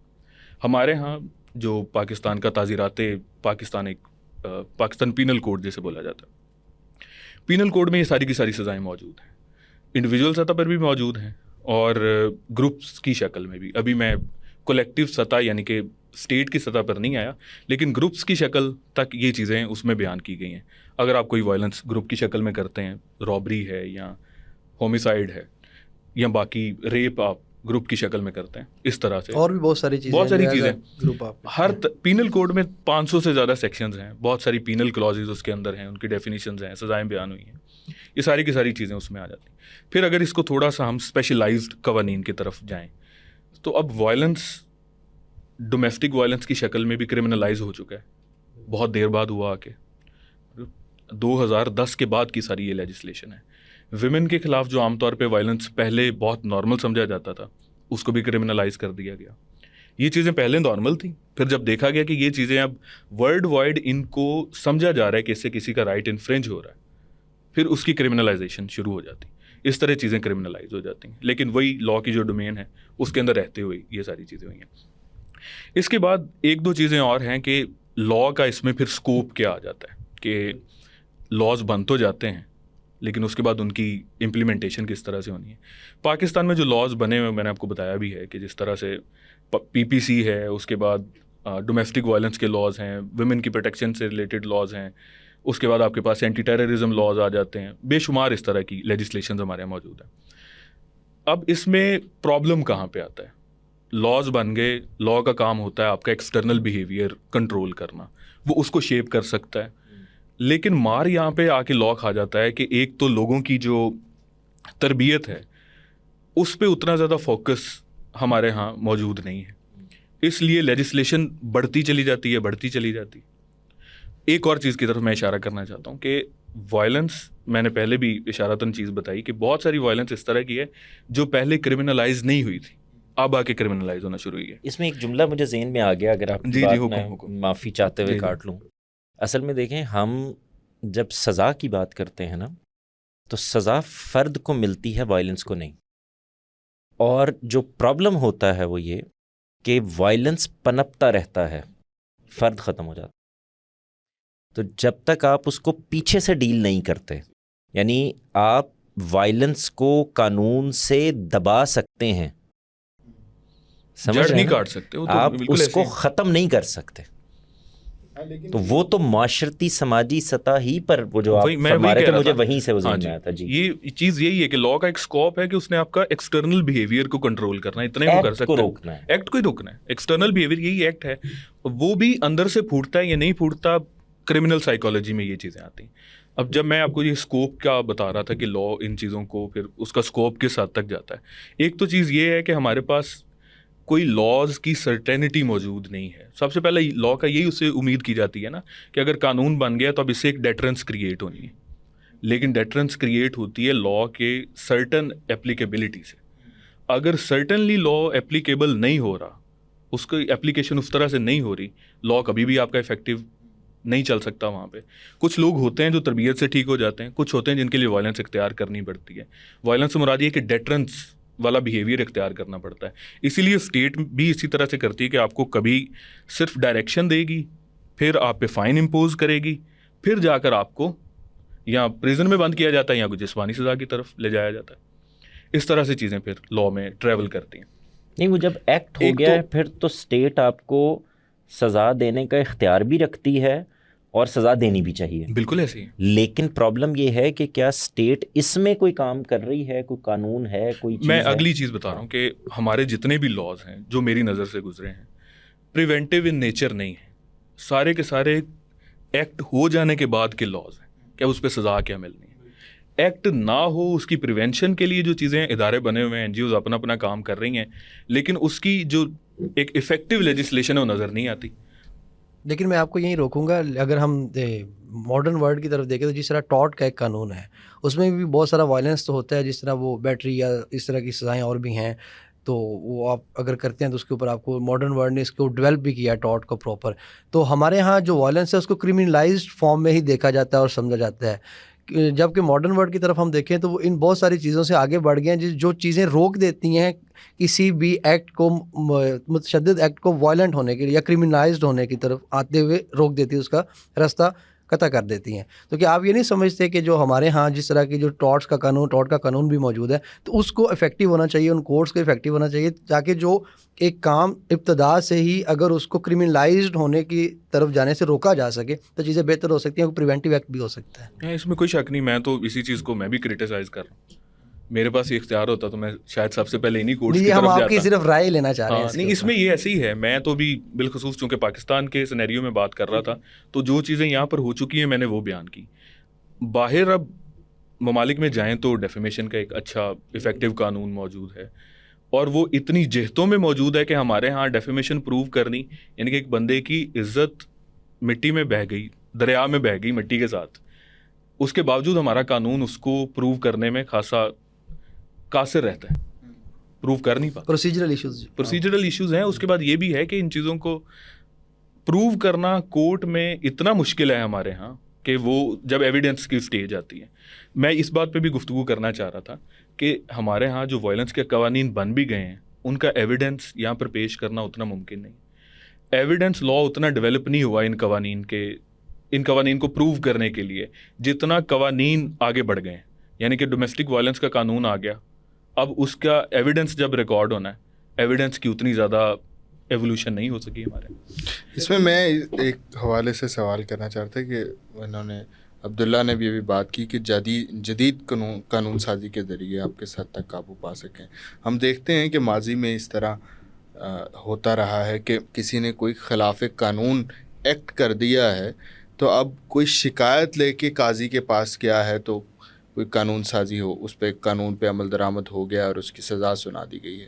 لیکن جدید دنیا میں ہم دیکھتے ہیں کہ کوشش کی گئی کہ قانون بنائے جائیں, لوگ یعنی کوئی اس کے خلاف قانون ایکٹ کرے گا تو خود بخود اس کے زیر سایہ آ جائے گا اور اس کو سزا بھی دی جائے گی, اس کی باقاعدہ کورٹ میں ہیئرنگ ہوگی اور یہ ساری چیزیں.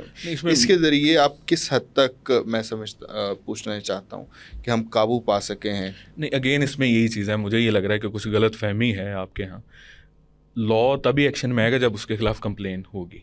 وداؤٹ کمپلین تو لا اپلیکیبل ہو ہی نہیں سکتا, ان ایکشن آ ہی نہیں سکتا. لیکن آپ کی بات کو دوسری طرح سے اگر میں دیکھوں نا تو ماضی میں ویسے عام طور پہ کرائم سے ریلیٹڈ 2 تھیوریز بیان کی جاتی ہیں. ایک ریٹریبیوشن کی تھیوری ہے جس میں آپ ڈیٹرنس کریٹ کرتے ہیں, سخت سزائیں دیتے ہیں, سخت بیہیویئر رکھتے ہیں کرمنلز کے ساتھ. اور دوسری پریونٹیو تھیوری بھی آتی ہے, اور اس کے ساتھ ایک اور ہے جس کو ہم ریہیبلیٹیشن کی تھیوری بولتے ہیں. جدید دنیا کی ساری قانون سازی اور ساری سزائیں ریہیبلیٹیشن کے قوانین کے گرد گھومتی ہیں, اسی تھیوری کے گرد گھومتی ہیں. ہمارے ہاں پہلے سخت سزائیں دے کر مجرم کا کلا کما کر دیا جاتا تھا, اب ایسا نہیں ہوتا. اسے کئی سال بلکہ کئی کی دہائیاں آپ پریزن میں رکھتے ہیں.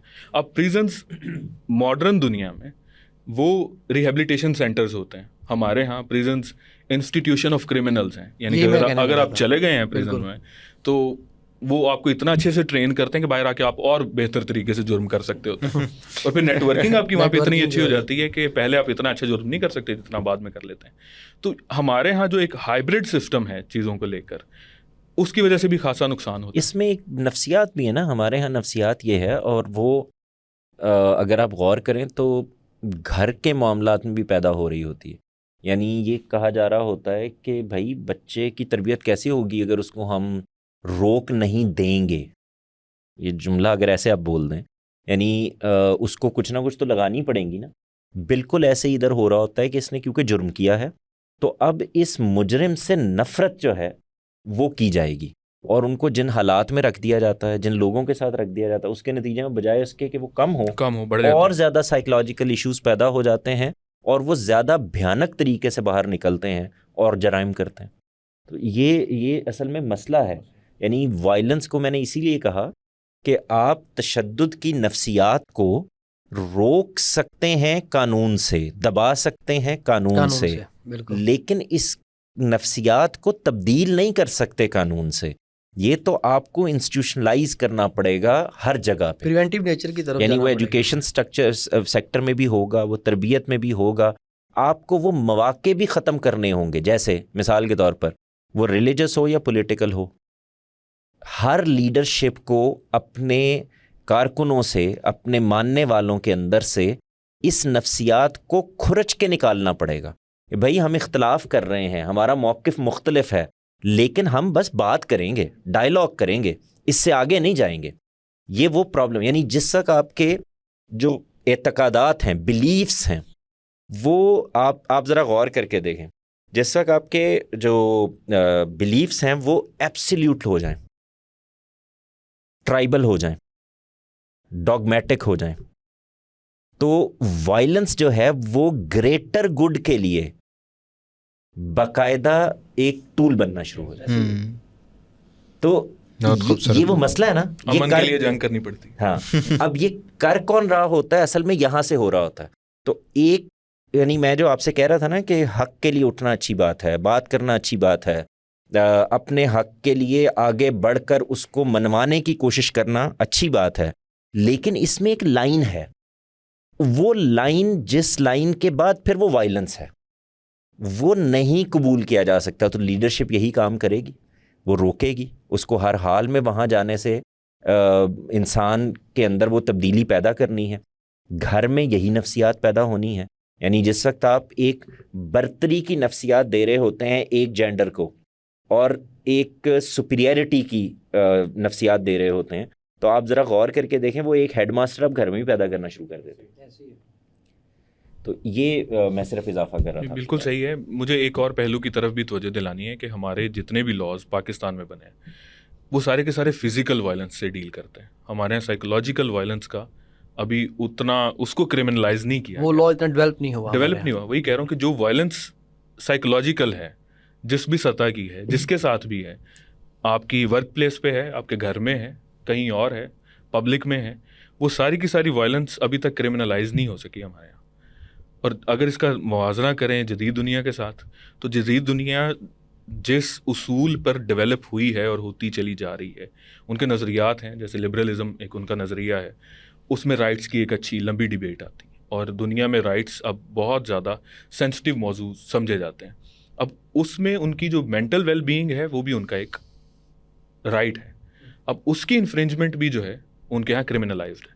ہمارے یہاں ابھی مینٹل وائلنس اگین ایویڈنس لا کے ڈیولپ نہ ہونے کی وجہ سے مینٹل وائلنس جو ہے وہ ابھی تک اتنی زیادہ ڈیولپ نہیں ہو سکی، نہ کرمنلائز ہو سکی. سائیکولوجیکل وائلنس، بہت زیادہ شازمان آپ نے دیکھا ہے کہ ہم ایسی سوسائٹیز، ایسے ملک موجود ہیں جہاں جن کو ہم پولیس اسٹیٹس کہتے ہیں، تو انہوں نے وہاں پر اس طرح کی بہت ساری چیزوں کو طاقت سے بزور طاقت مسل دیا، روک لیا ہے، اور اس کے بھی ظاہر ہے کہ کچھ نتائج موجود ہیں. لیکن ہم کیونکہ مسلمان ہیں اور ہمارے ہاں تو فرد اہم ہے اور فرد ہی الٹیمیٹلی جواب دہ ہے، تو ہم تو مسلسل یہ کوشش کریں گے نا کہ یہ اس نے چوری کی ہے، یہ چور بن نہیں گیا ہے، تو ہمیں اس کو واپس لے کے آنا ہے.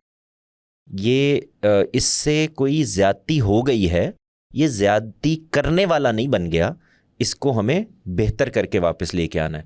تو اصل میں قانون، جو شازمان صاحب فرما رہے تھے، قانون ایک پہلو ہی کو ایڈریس کرے گا ہمیشہ. وہ ایکٹ ہو جانے کے بعد سزا دے گا، اور اس کے نتیجے میں کچھ لوگ ڈر کے رک جائیں گے، کچھ خوف میں مبتلا ہوں گے، کچھ اور اس طرح کے معاملات ہوں گے. لیکن وہ جو ایلیمنٹ ہے وہ انسان کے اندر موجود رہتا ہے، اور وہ زیرو کبھی بھی نہیں ہو سکتا، پنپتا چلا جاتا ہے. تو اور یہ ڈیٹرنس کی جو تھیوری ہے یا ریٹریبیوشن کی جو تھیوری ہے، جیسے آپ دیکھیں کہ جو قبائلی سزائیں عام طور پر سمجھی جاتی ہیں، جس میں ہاتھ کاٹنا، آنکھ کے بدلے آنکھ، اس طرح کی ساری چیزیں، یہ with the passage of time ان معاشروں میں جن کا ہم پہلے ذکر کر رہے تھے، ان کو ڈی گریڈ کیا گیا، اور اس کی جگہ ریہیبلیٹیشن کی چیزوں کو وہاں پر لایا گیا. اس میں میری کچھ رائے مختلف ہے، لیکن میرا اس وقت مقصد انالائز کرنا نہیں ہے چیزوں کو، صرف آپ تک ایک انفارمیشن پہنچانا ہے کہ ریہیبلیٹیشن کی طرف جب گئے ہیں تو پھر ہماری طرح کے جو ہائبرڈ قسم کے معاشرے ہیں، ہائبرڈ لیگل سسٹمز ہیں، ان کے اب دونوں چیزیں موجود ہیں، نہ وہ اچھے سے ریہیبلیٹیشن کر پاتے ہیں، نہ وہ اچھے سے سزائیں دے پاتے ہیں۔ اب اس کی وجہ سے کیوس یہ پیدا ہوتا ہے کہ جس نے ریہیبلیٹیشن سے ٹھیک ہونا ہے وہ اس کی وجہ سے ٹھیک نہیں ہو رہا، اور جن لوگوں نے ایک سخت سزا کے نتیجے میں پیدا ہونے والی ڈیٹرنس سے ٹھیک ہونا ہے وہ اس وجہ سے ٹھیک نہیں ہو پاتے۔ ہمارے ہاں پھانسی، جب آپ اسلامک لیگل مسلم لیگل سسٹم میں دیکھیں، جب آپ کو رجم کیا جاتا ہے، جب ہاتھ کاٹ دیے جاتے ہیں مجرم کے، جرم کرنے والے کے نہیں، وہی آپ کے والی ڈسٹنکشن کی، مجرم کے جب ہاتھ کاٹ دیے جاتے ہیں تو جب معاشرے میں گھومتا ہے تو پھر پتہ چلتا ہے کہ یہ ایک ڈیٹرنس ہے، اس کی وجہ سے معاشرے پورے پہ افیکٹ جاتا ہے اس کا۔ اب ہمارے ہاں ریہیبلیٹیشن کی تھیوریز یہ کہتی ہیں کہ یہ جو سخت سزائیں ایک تو پہلے انہیں ختم کیا جائے، اور اگر یہ ختم نہیں ہو رہی جن معاشروں میں تو کم از کم انہیں کلوز ڈور ایکٹیویٹی بنا دیا جائے۔ اب نہ یہ سائڈ ورک کر پا رہی ہے ریٹریبیوشن کی، اور نہ ریہیبلیٹیشن کی سائڈ کام کر پا رہی۔ ادھر اصل میں سزا کی نوعیت بندے سے متعلق کم تھی، یعنی اسلامی آپ سزاؤں کو اگر دیکھیں نا تو وہ دکھانے کی زیادہ ہے، یعنی دوسروں کے لیے عبرت بنانے کا زیادہ آپ کو ایلیمنٹ نظر آئے گا۔ جو ویسٹرن یعنی جو پوسٹ ماڈرن ایرا میں اب ہم جب یہ دیکھتے ہیں سزاؤں کی نوعیتیں، وہ زیادہ تر ہیں بندے کو دی ہوئی سزا، کہ تم نے یہ جرم کیا ہے تو تم آئسولیشن میں رہو گے، تم نے یہ جرم کیا ہے تو عمر قید میں چلے جاؤ گے، فلاں کرو گے، تو وہ بندے سے متعلق ہے۔ ادھر جو چیز نظر آتی ہے وہ یہ کہ اگر کسی نے جرم کر دیا ہے تو اب ایسی سزا دے دی جائے کہ جس کے نتیجے میں اور لوگ جو یہ سوچ رہے ہیں ان کے لیے عبرت کا باعث بن جائے۔ تو یہ میرا خیال ہے یہ صحیح کہہ رہے ہیں شاہ زمان کہ یہ بھی ایک مخمصہ ہے جو ہم سے حل نہیں ہو پا رہا کہ ہم نے ادھر جانا ہے یا ادھر جانا ہے۔ جس طرف جواد صاحب نے بھی تھوڑی دیر پہلے بھی توجہ دلائی تھی کہ جو مجرم کے حالات آپ دیکھتے ہیں، اگر آپ کو اتنی سخت سزائیں دینی بھی ہیں تو اس کے لیے ضروری ہے کہ وہ بندہ اس سطح کا ہو کہ اس کا جو جرم ہے وہ واقعتاً جرم ہے۔ ایک ہے کہ مجرم، جیسے قرآن میں بھی ایک واقعہ ہے چوری سے متعلق، جب سزا کو ہاف کر دیا گیا تھا، یا لانڈی کی جو سزا ہے اس کو ہاف کیا گیا ہوا ہے۔ اس میں کیا ایشو آتا ہے؟ اس میں یہی ہوتا ہے کہ اب ان کے پاس تربیت کے وہ مواقع موجود نہیں تھے جس کی وجہ سے کرمنل ایکٹیویٹیز بڑھ گئیں۔ وہ معاملہ چونکہ پہلے اپنے سائیکولوجیکل پوائنٹ آف ویو سے کافی ڈسکس کر دیا تھا، تو کرمنل سائیکالوجی میں بھی کافی حد تک یہ چیزیں اس طرح سے ریپیٹ ہو جاتی ہیں۔ ایک اور معاملہ اگر آپ اس پہ مجھے اجازت دیں تو، جو اب انٹرنیشنلی اگر ہم لے کر جائیں چیزوں کو، کہ قومیں جس وقت وائلنٹ ہو جاتی ہیں یا اسٹیٹس جس وقت وائلنٹلی ری ایکٹ کرتی ہیں، اس میں مسئلہ یہ آتا ہے کہ انہوں نے ری ایکٹ کر دیا۔ ہمارے ہاں اس پہ بھی اچھی لیجسلیشن کی پوری دنیا نے مل کے، UN کا چارٹر آیا، اس کے بعد آپ کے ہاں لا فیئر کے قوانین بنے، جنیوا کنونشنز ہیں اس میں، اس کے بعد ہمارے پاس جسٹ وار تھیوریز ڈیولپ ہونا شروع ہوئی ہیں کہ اگر آپ کو دنیا میں لڑنا بھی ہے تو کس حیثیت سے لڑنا ہے، اور اگر آپ کو ری ایکٹ کرنا ہے کسی کے ایکٹ کے نتیجے میں تو آپ کو کس حد میں رہتے ہوئے کرنا ہے۔ اس چیز پہ بھی لوگ عام طور پہ ایجوکیٹڈ نہیں ہیں۔ جیسے اب پچھلے دنوں پاکستان کی وار تھی تو سب کا یہ تھا کہ ابھی حملہ کریں اور جو کچھ ملتا ہے اب اس کو گرا دیا جائے، جو دھماکے کرنے ہیں ابھی کر دیے جائیں۔ تو اس کی لاز میں کچھ چیزیں موجود ہیں، جو ٹریٹیز ہم لوگوں نے سائن کی ہوئی ہیں، ان سب کو فالو کرنا ہم لوگوں پہ بائنڈنگ ہے۔ اور بینگ مسلمس جو معاہدہ ہم لوگ بطور قوم کر لیتے ہیں یا انڈیویجول سطح پہ بھی کرتے ہیں، ان کو بھی فالو کرنا۔ اس میں تو معاہدہ نہ بھی ہو، یعنی ہم یہاں سے دیکھیں گے کہ ہم ظلم کے جواب میں ظلم نہیں کریں گے۔ ہماری عام جو نان کمبیٹنٹس ہیں ان کو مار دیا گیا، ہم نہیں ماریں گے۔ ہم شہریوں پر حملہ آور نہیں ہو جائیں گے، ہم ظلم نہیں کریں گے، ہم اپنے دفاع میں جو کچھ کر سکتے ہیں اس تک محدود رہیں گے۔ بالکل، ہمارے تو دین کی جو تعلیم ہے وہ بھی یہی ہے، جنگ کے متعلق جو ہمارے دین کی تعلیم ہے۔ بالکل۔ اب بین الاقوامی قانون سے ہوتے ہوئے اگر میں آگے بڑھوں تو کئی ٹریٹیز اب اس طرح کی دنیا میں موجود ہیں، اور اس کے علاوہ بہت ساری انٹرنیشنل آرگنائزیشنز ان چیزوں پہ کام کرتی ہیں کہ جو ابھی تک وائلنس کی شکلیں کرمنلائز نہیں ہوئیں بیشتر ممالک میں، اب وہ بھی کرمنلائز ہو جائیں۔ جس طرح سے اب ہمارے ہاں میں بتا رہا تھا کہ سائیکولوجیکل وائلنس جو ہے وہ ابھی تک کرمنلائز نہیں ہوئی ہے، لیکن ساری دنیا اس کے پیچھے ہے کہ یہ جلد از جلد کرمنلائز ہو جائیں اور ساری دنیا میں ہو جائیں۔ تو انٹرنیشنل لا اس طرح سے بھی، باقی قومیں اس طرح سے بھی کام کرتی ہیں کہ وہ ہمیں اس چیز پر مجبور کر سکیں تاکہ ایز اے ہول یہ پوری دنیا ایک اچھے معاشرے کے طور پہ ابھر سکے. تو بے شمار شکلیں سائیکولوجیکل وائلنس کی جو ابھی تک کرمنلائز نہیں ہوئی, آنے والے دور میں وہ بھی ہوتی چلیں گی. میں معذرت آپ کی بات کاٹ رہا ہوں, جیسے ڈومیسٹک وائلنس تھی ہمارے ہاں 2010 کے بعد کرمنلائز ہوئی ہے. کرائم اگینسٹ ویمن جو تھے 2010 کے بعد کرمنلائز ہوئے ہیں. ان میں بہت سارے مسائل ہیں, اس کے لیے ظاہر ہے مجھے آپ کی کچھ ہیں چیزیں. اب میں تھوڑا سا سینسٹیو موضوع اگر آپ کا چھیڑوں تو جس طرح سے اب ہمارے ہاں میریٹل ریپ ہے, ہمارے ہاں تو نہیں ہے ابھی تک, لیکن جو میریٹل ریپ ہے ابھی تک وہ کرمنلائز ہمارے ملک میں نہیں ہوا. ایک آدھ ججمنٹ ملتی ہے لوور کورٹ کی, لیکن اب اس کی اس وقت کیا حیثیت ہے نو بڈی نوز. لیکن آنے والے وقت میں مجھے یہی لگتا ہے کہ اس نہج پر پہنچیں گے ہم کہ یہاں پر بھی وہ کرمنلائز ہوگا. جو ایک تبصرہ کرنے لگا تھا اس کے اوپر, وہ مجھ سے تبصرہ لے لیں. میرا یہ خیال ہے کہ یہ ایک اور ایکسٹریم ہے.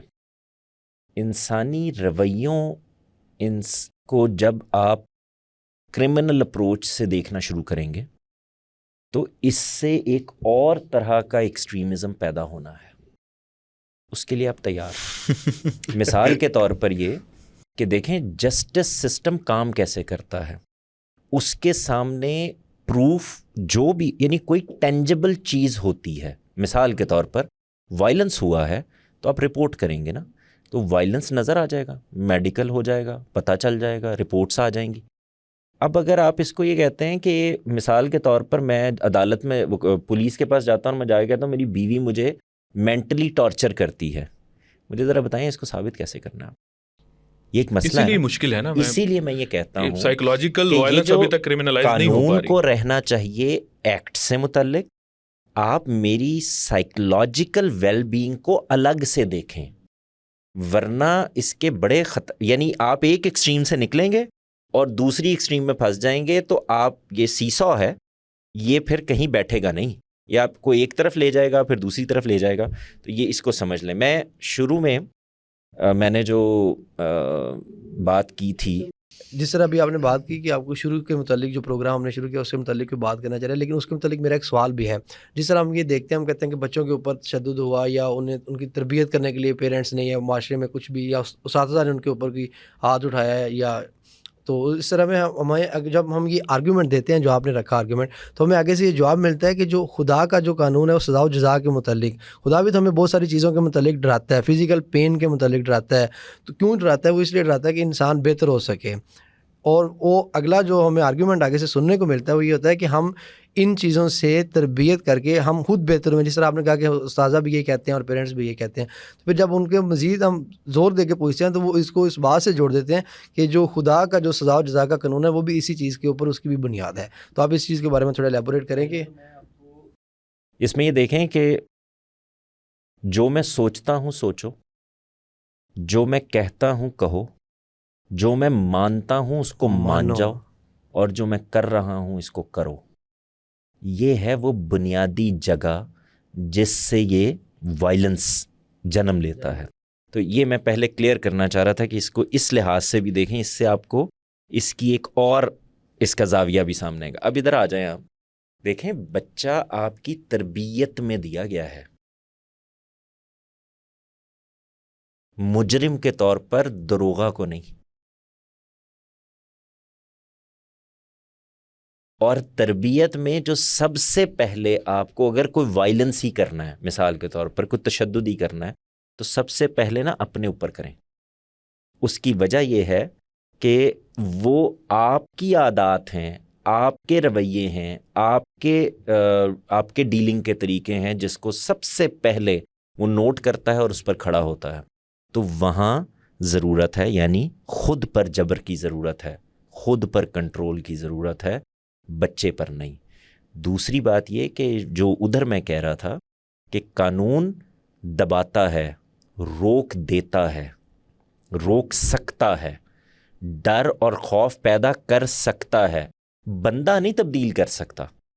تو یہاں پر بھی باپ کا یا ماں کا غصہ وہ بچے کو جھوٹ بولنے پہ تو مجبور کر سکتا ہے, چھپانے پر تو مجبور کر سکتا ہے, دبانے پر تو مجبور کر سکتا ہے, وقتی طور پر اس خوف کے نتیجے میں پیچھے ہٹنے پر تو مجبور کر سکتا ہے. اس کو تبدیل نہیں کر سکتا, بلکہ ری انفورس کرتا ہے کہ تم اسی طرف بڑھو. خدا جو بات کہہ رہا ہے میری نظر میں غلط ہو سکتا ہوں، وہاں یہ نہیں کہا جا رہا کہ تمہیں سمجھ ہی نہیں آئی تو میں تمہیں سزا دوں گا. بالکل یہ وہ بنیادی نقطہ ہے. وہ بات اور یہ کہا جا رہا ہے، وہ بات ہی اور ہے. وہ بات یہ ہے کہ تم مان گئے ہو، تم جانتے ہو، تمہارا ضمیر کہہ رہا ہے کہ یہی سچ ہے، یہی حق ہے، یہی خدا ہے، یہی بات ماننی ہے، یہی وہ حقیقی مذہب ہے جس پر مجھے کھڑے ہونا ہے. تم جانتے ہو کہ مجھے جھوٹ نہیں بولنا، تم جانتے ہو کہ مجھے چوری نہیں کرنی، تم جانتے ہو کہ تمہیں عبادات میں اپنے آپ کو مشغول رکھنا ہے، تم جانتے ہو کہ تمہیں حقوق العباد کا خیال رکھنا ہے، اب تم نہیں کر رہے تو یہ بغاوت کی سزا ہے. وہاں سزا ہی اور نوعیت کی ہے. تو وہ کیونکہ امتحان دے کر، یہ بالکل ایسے ہے کہ آپ امتحان دینے کے لیے امتحانی مرکز میں جائیں اور باہر نکل کے کہیں گے یار یہ کیا بات ہوئی، انہوں نے مجھے فیل کر دیا. وہاں آپ کو بتا کے بھیجا گیا ہے کہ اگر آپ پورا امتحان نہیں کر کے آئیں گے تو فیل کر دیے جائیں گے. تو دنیا کے اندر آپ کو بھیجا ہی اس لیے گیا ہے کہ آپ نے پاس ہونا ہے، آپ نے فیل ہونا ہے. اس کا تو کوئی نہ کوئی نتیجہ نکلنا ہی نکلنا. بالکل ٹھیک بات ہے آپ کی. شاہ زمان صاحب نے بھی بڑی خوبصورتی کے ساتھ اپنی گفتگو کو سم اپ کیا آخر میں کہ ڈیٹرنس پیدا کرنا اور دیگر قانون سازی کے ذریعے ہم ان مسائل پہ کچھ قابو پا سکتے ہیں. میں بس آخر میں ہم اختتام کی طرف بڑھ رہے ہیں. کافی چیزیں ہم نے مختلف پہلوؤں پہ، مختلف مسائل پہ بات کر لی. میں چاہوں گا کہ آخر میں ہم اس گفتگو کو یہاں سم اپ کریں کہ ہم نے والدین پہ بھی گفتگو کر لی. تو ہمارے تعلیمی ادارے اس نفسیات پہ قابو پانے کے لیے کس حد تک کارگر ثابت ہو سکتے ہیں، اور کون سے ایسے اقدامات ہیں جو ہمارے تعلیمی اداروں کو لازماً لینے چاہیے؟ جس طرح آپ کو یاد ہوگا کچھ عرصہ پہلے، میرا خیال ہے 2008 کے قریب ایک سلوگن بھی آیا تھا، مار نہیں پیار. تو ہمارے ہاں اس کے اوپر بھی بڑا ایک مذاق مار کے بعد کوما لگا دیا تھا. ہاں، اس میں جو مار نہیں غلطی ہے پیار، وہ یہ اس پہ آپ بھی دیکھیں، یہ اس اس میں بھی وہی ایکسٹریم والی غلطی ہے. ماں باپ کے غصہ کرنے پر بچے کے سامنے کہہ رہی ہے کہ تم کیا کر رہے ہو، تو غصہ کرنے والے سے بڑی گڑبڑ ہو گئی ہے. جب آپ اسکول میں ٹیچر کو سکھاتے ہیں اور اسے کہتے ہیں کہ آپ کو محبت سے بچے سے پیش آنا ہے، اس کو بریک چاہیے تو دیں بریک، اس کے ساتھ بات کریں، اپنا رویہ اچھا رکھیں، یہ ایک بات ہے. اور آپ اسکول کے متھے کے اوپر لگا دیں کہ مار نہیں پیار، تو آپ اصل میں ایک اور طرح کی ری انفورسمنٹ کر رہے ہیں. بچے کو کے اندر تو ایک بچہ ہی ہوتا ہے، وہ اور جگہ سے بیہیو کر رہا ہوتا ہے. تو میرا یہ خیال ہے کہ یہ سلوگنز بنا کر کسی چیز کو ٹیکل نہیں کرنا چاہیے، بلکہ یہ کام ٹیچرز کے ساتھ کرنا چاہیے اگر کبھی ریاست کو یہ کرنا پڑتا ہے، اور یہی ہونا چاہیے. لیکن آپ کوئی بھی دنیا کا نظام بنا لیں ایجوکیشن کا، الٹیمیٹلی جو فیصلہ کن ہے وہ ٹیچر ہے، بندہ ہے جس نے وہ کمیونیکیٹ کرنا ہے، پڑھانا ہے، ٹیچ کرنا ہے. وہ اگر اس کی تربیت نہیں ہوئی بھی کچھ بھی نہیں ہو سکتا. تو آپ کو ٹیچر ٹریننگ پر زیادہ توجہ دینی ہوگی. تو میں اگر اس کو سم اپ کروں آخر میں، تو میں یہ کہوں گا کہ ایمپتھی اینڈ ایجوکیشن یہ ضروری ہے. اسی طرح سوشل جسٹس ضروری ہے. اس کے مواقع کیسے بننے ہیں، اس کو بہتر کیسے ہونا ہے، اس کو آگے کیسے جانا ہے، اس کے اندر سے ہم نے اس کے لیے کیا ذرائع پیدا کرنے ہیں، یہ امپورٹنٹ ہے. تیسری چیز، ہمارے ہاں ایک بہت بڑا مسئلہ ہے، اور وہ یہ کہ ہم مینٹل ہیلتھ ایشوز کو پاگل پن سمجھتے ہیں. تو ہم شاید دنیا کے چند ان ملکوں میں سے ہیں جو کوئی سائیکولوجیکل پرابلمس کے لیے، سائیکوٹک پرابلمس کے لیے ڈاکٹر پر جانے کو نفرت کی نگاہ سے دیکھا جاتا ہے کہ بھائی میں کوئی پاگل ہوں. میں مثال کے طور پر high level of testosterone and low level of serotonin دونوں مسئلہ بن سکتے ہیں نا. تو بایولوجیکل ریزنز وائلنس کی، تو یہ ٹیکل کیا جا سکتا ہے. اس کی بیس پر بھی ملزم کو کچھ میٹیگیشن مل جاتی ہے سزا میں. تو یہ بایولوجیکل ٹیکل کیے جا سکتے ہیں، لیکن اس کے لیے ضروری کیا ہے کہ آپ کو ڈاکٹر پہ جانا پڑے گا. یہ نہیں ہو سکتا کہ آپ کے سر میں درد ہے، پیٹ میں درد ہے، اور آپ گھر پر بیٹھ کے یہ سوچتے رہیں. تو ایسے ہی آپ کو کچھ سائیکولوجیکل ایشوز بھی ہیں. سائنس بہت ترقی کر گئی ہے، تو اس ٹیبو کو میرے نزدیک توڑنے کی ضرورت ہے کہ ہم کیسے اس کے اندر آگے بڑھ سکتے ہیں. چوتھی چیز یہ کہ جو انسٹیٹیوشن بلڈنگ ہے، چاہے وہ ایجوکیشن کے ہوں، چاہے وہ ریاستی اداروں کے ہوں، چاہے وہ حکومت کے ہوں، ان کے اندر بھی بہت ساری چیزوں کو بہتر کرنے کی ضرورت ہے، جس سے وائلنس، جس سے تشدد، جس سے آپ کے اندر ایک اریٹیشن، آپ کے جذبات، یہ بہت ساری چیزوں کو یہاں سے لیڈرشپ اور اس طرح کی چیزیں. اور آخری چیز یہ کہ آپ کو لوگوں کے جو بنیادی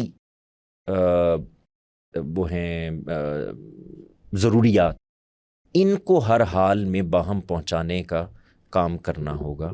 یہ اگر پوری ہو جائیں بنیادی ضروریات، اور ایک طرح کے حالات ایک خاص لیول تک کے وہ سب کو میسر آنے لگ جائیں، تو اس سے بھی ایک کنٹرول واقع ہوگا.